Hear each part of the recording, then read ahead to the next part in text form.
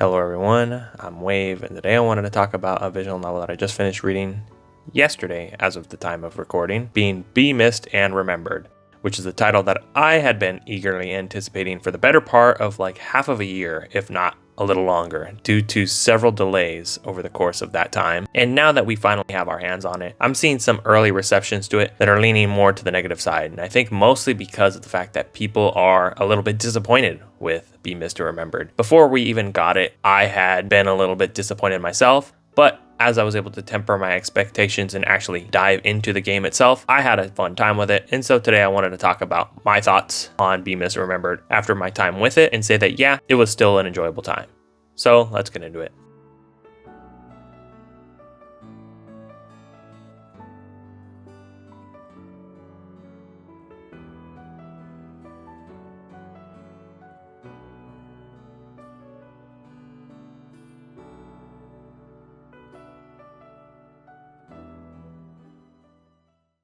So starting off, I just want to say that Be Missed or Remembered took me a little under 4 hours to finish reading. And I think that's maybe what I would say was maybe disappointing for me, in that as I've seen a couple of different people that have played Be Missed or Remembered talk about it, I think a lot of people are like heavily weighing down on who the writer is behind Be Missed or Remembered. From what I can see, their only other translated title is Narcissu, which is a title that I have not read, and maybe I should read. I personally haven't, just because Narcissu as a project was only like really partly worked on by Nekoneko Soft, being the company that made Be Missed or Remembered. And so it's something that just hasn't really been on my radar. But I think a lot of people going into Be Missed or Remembered saw Narcissu and was like, oh, I'm expecting it to be this like absolute godlike game going into it, and then wasn't able to like temper expectations, and then was notably disappointed with the fact that Be Missed or Remembered is kind of just like a cozy, quick romp of a game that kind of has a little bit of emotion, but is not like entirely, I don't know, like amazing experience, I guess is what would be like the proper phrasing. The story of Be Missed or Remembered is pretty like rapid paced. You dive into it and it is the main character and his younger sister going to this rural Japanese town, and they have some people talking about how there is this like demon or spirit in the mountains that will come down from the shrine in order to try and like kill people or like spirit them away or whatever. And I think off rip, people would kind of expect it to be this sort of like mystery style visual novel, just as like a lot of visual novels I think that take place in that certain like rural Japan setting, because of like how they kind of present the story at the beginning. But I think it very quickly goes past that, and as you progress through the story, even within the demo that was available for months before we actually got the game in full, you're able to see that within like a 15-20 minute span that you quickly get past that sort of like trope and get into what is like the actual core focus of Be Missed or Remembered, being the bonds between these three characters, being the main character, his younger sister, and the spirit in question that is trapped within the shrine, or Mayoiga as it's called. So there's like some sort of like spiritual magic at play, and over the course of the story you're like actively trying to figure out how to work around this magic system and being able to like get a happy ending. And so like I said, it took me a little under 4 hours. I specifically was trying to take a slow time while reading, because as I was reading the demo, at the very tail end of the demo, there was like a little developer commentary thing, and they were mentioning how the game was going to be pretty brief. So I had to kind of temper expectations. I was a little disappointed because when I first saw the announcement for the game, I was hoping that, since I played some other titles from Nekoneko Soft that aren't translated, being Lamine and Mizuhiro, I was hoping that it was going to be very much like a long-winded, let's say like 20-hour story with multiple branching routes. And no, I had to very quickly temper my expectations. Be Missed or Remembered plays out where it's in like a chapter format, where each chapter is, let's say, maybe somewhere between like 5 to 10 minutes. And then as you finish it, you get placed onto the chapter select screen, and you can go right into the next one, or you could back out, go to the title screen, whatever. So it is very linear. There's no choices within Be Missed or Remembered. And like I said, I was a little disappointed with it, but as I was able to temper my expectations and actually kind of just try to slow down, I didn't want to burn through Be Missed or Remembered over the course of like 1 or 2 sit downs. I wanted to take my time with it, considering it had been 6+ months of me waiting for it. I was able to enjoy it. I think the story in general, it has a little bit of emotions within it, but it's something to where it's an okay visual novel.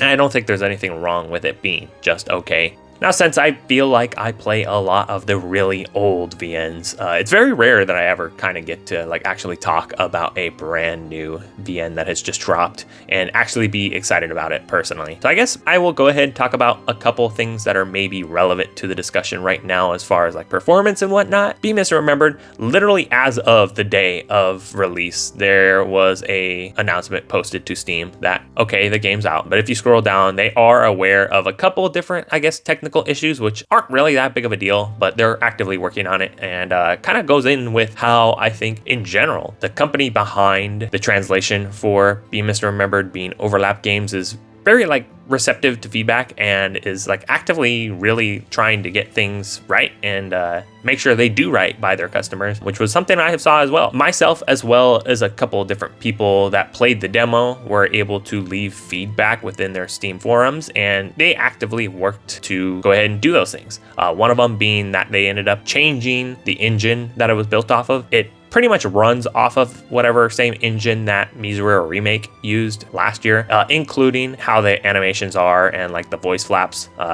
For those of you that watched that review of mine last year, I specifically talked about mouth flaps and how it was kind of distracting, but not particularly because of the fact that like not every single sprite was going to have mouth movements for the voice acting. And that was one bit of feedback that somebody had gave, is that they wanted the mouth movements to actually move and stop with the actual end of dialogue. So that was one thing that they had shifted to, and I guess they needed to change engines for the game in order to do that. So that was one delay that we ended up seeing, was they ended up delaying the game, moved it over to an entirely new engine. And whilst reading Be Misremembered, the times when there is mouth movements on the characters, they actually do stop once the voice line has ended, as opposed to Mizureru Remake.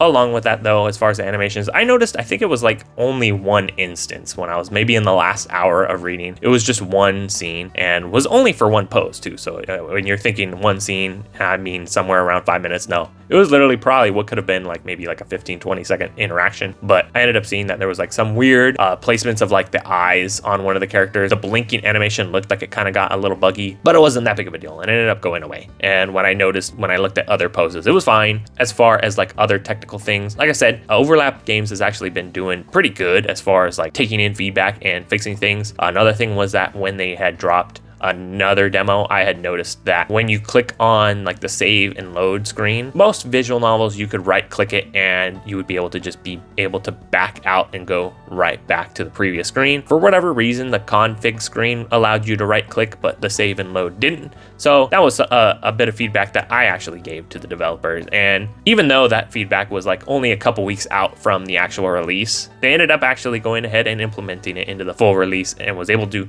get that out for people. So that is another example where, for myself personally, I was able to give feedback and see that, yeah, the developers have been actively trying to make sure the game runs smoothly. And yeah, it's just something that, like, if you see anyone say something about like, oh, the game's buggy or whatever, right?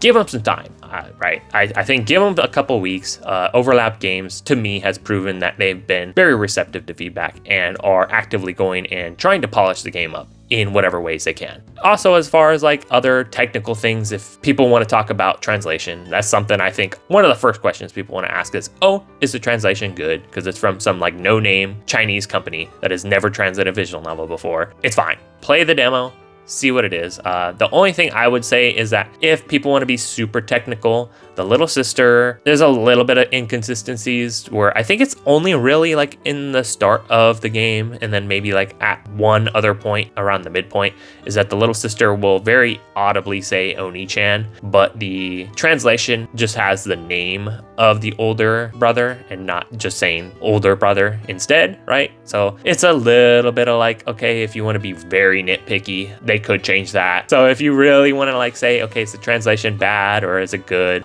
Translation was good. Everything was perfectly fine. That's like the only little nitpick I saw when reading Be Mr. Remembered. But yeah, overall, I think between Nekoneko Soft and Overlap Games, I think they made a great pair. At the end of Nekoneko Soft games, there's oftentimes a little bit of like a developer commentary, and that being the final thing that you can actually see within the game gave me a lot to kind of think on, and how much I genuinely do appreciate Nekoneko Soft visual novels, and that going forward, I think I'd actually really like to see Overlap Games translate more stuff to come from Nekoneko Soft. Like I said, I have not read Narcissu, but from the other stuff that I read, being Lamine and Mizuhiro, I think it very much is within that same kind of vibe, the same cozy feel that I appreciate from their titles that I've read thus far, in that it is a very energizing, very like lighthearted and fun visual novel to read, and I had fun whilst reading it. So yeah, those have been my thoughts on Be Mr. Remembered. I've been Wave, thank you guys for watching, and I will see you next time.